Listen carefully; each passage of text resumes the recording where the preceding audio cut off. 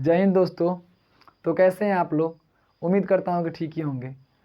सबसे पहली बात, आप खुद से मोटिवेट होना सीखिए। दूसरा कोई कितना दिन मोटिवेट करेगा? 1 दिन, 2 दिन, 3 दिन, 4 दिन, इससे ज़्यादा तो नहीं कर सकता है। जब तक आप खुद से मोटिवेट नहीं होंगे कुछ नहीं कर सकते हैं। खुद से मोटिवेट जिस दिन होना सीख गए उस दिन आपके जीवन में तरक्की आ जाएगी। देखिए, हम टाइम ना लेते हुए क्लास को स्टार्ट करते हैं। पिछले क्लास में हम लोग पढ़े थे ठोस, द्रव तथा गैस का ताप पर प्रभाव। तो उसमें हम कुछ बातें देखे थे, आज भी हम देखेंगे उसके बारे में फुल डिटेल में। तो पहला हम देखेंगे ठोस का द्रव में बदलना गलन कहलाता है। जैसे कि ठोस का द्रव में बदलना गलन कहलाता है। आपको भी पता है, कोई वस्तु अगर ठोस के रूप में है, अगर वो गल गया तो ऑब्वियसली बात है वो गलन हो गया। दूसरा एग्जाम्पल हम देखेंगे, द्रव का ठोस में बदलना जमना कहलाता है। जैसे अब द्रव का ठोस में बदलना जमना कहलाता है क्या?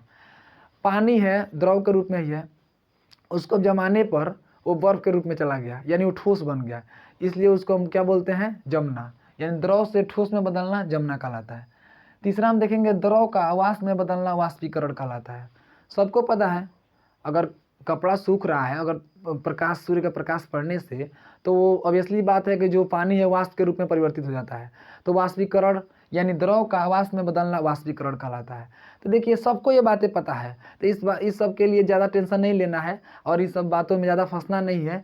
जो मुख्य चीज़ें उनको पढ़िए। तो मुख्य चीज़ें क्या क्या है आगे हम बता रहे हैं। तो आगे हम देखेंगे ऊर्ध्वपातन। अब ऊर्ध्वपातन का परिभाषा क्या होता है वो हम देखेंगे। जब कोई पदार्थ ठोस से सीधे गैस में परिवर्तित हो जाता है तो उसे ऊर्ध्वपातन कहते हैं। अब ऊर्ध्वपातन का हम एग्जाम्पल देखेंगे। कपूर, आयोडीन, गंधक या सल्फर, नौशादर, बेंजोइक अम्ल, नेपथलीन, ये सब ऊर्ध्वपातन का एग्जाम्पल है। ये सब सारी चीज़ें ठोस से सीधे गैस में परिवर्तित हो जाती हैं। अब हम लोग नेक्स्ट देखेंगे। हाँ तो दोस्त, कुछ हम नोट बताएंगे जिसको आप VVI में लिख लीजिएगा। इसमें हम पहला नोट देखेंगे, समुद्री घास लेमिनेरिया से आयोडीन प्राप्त किया जाता है। जो समुद्री घास लेमिनेरिया होता है उससे आयोडीन प्राप्त करते हैं। दूसरा हम देखेंगे, समुद्र के पानी से सोडियम प्राप्त किया जाता है।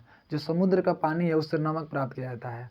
अब क्वेश्चन पूछेगा कि समुद्र के घास से क्या प्राप्त किया जाता है, समुद्री घास लेमिनेरिया से क्या प्राप्त किया जाता है, तो वहाँ आप लोग नमक नहीं बोलेंगे, वहाँ आप लोग आयोडीन बोलेंगे, क्योंकि आयोडीन अलग है, नमक अलग है। हाँ, वहीं अगर पूछा कि समुद्र के पानी से क्या प्राप्त किया जाता है तो वहाँ आप लोग नमक बोलेंगे।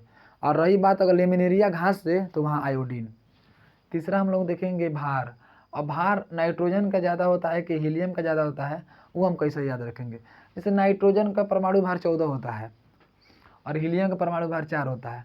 तो ऑब्वियसली बात है, जिसका परमाणु भार अधिक होगा वह ज़्यादा वजनदार होगा, यानी नाइट्रोजन का भार ज़्यादा होगा, हीलियम का भार कम होगा। अब हम चौथा देखेंगे, प्रथम हल्का गैस। तब प्रथम हल्का गैस हाइड्रोजन। दूसरा हम देखेंगे, दूसरी हल्की गैस हीलियम।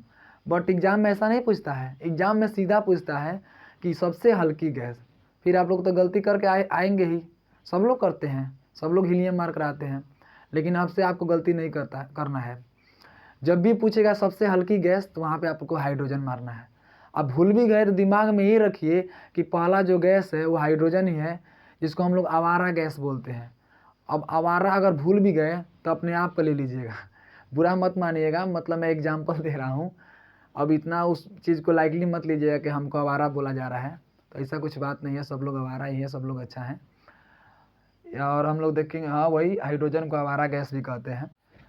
अब हम VVI में अगला देखेंगे, हाइड्रोजन सबसे ज्वलनशील होता है, इसलिए इसे भरा नहीं जाता। जो ज्वलनशील होगा उसको कैसे भरेंगे, ये तो आपको भी पता है। जो ज्वलनशील है अगर उसको भर देंगे तो क्या करेगा, उस चीज़ को जला देगा। दूसरा हम देखेंगे, वायुयान के टायरों में भरी जाती है। और वायुयान के टायरों में क्या भरी जाती है, कौन सी गैस भरी जाती है? तो आपको पता है कि हाँ हीलियम भरी जाती है, लेकिन आप कभी कभी भूल जाते हैं। तो एक तरीका है, जैसे जो वायुयान है वो हवा में उड़ता है, यानी ह से हवा, ह से हीलियम। इतना दिमाग में रखिएगा, जो हवा में उड़ रहा है यानी वायुयान, उसमें हीलियम भरा जाएगा, ह से हवा, ह से हीलियम। नेक्स्ट हम देखेंगे, फुटबॉल में भरी जाने वाली गैस। अब फुटबॉल में कौन सी गैस भरी जाती है? नाइट्रोजन। नाइट्रोजन जो आप कुरकुरे चिप्स वगैरह खाते हैं उसमें भी नाइट्रोजन गैस ही भरी जाती है। हाँ तो आप लोग आज का क्लास देखें, कैसा लगा क्लास आप कमेंट में ज़रूर बताइएगा। Thank you so much.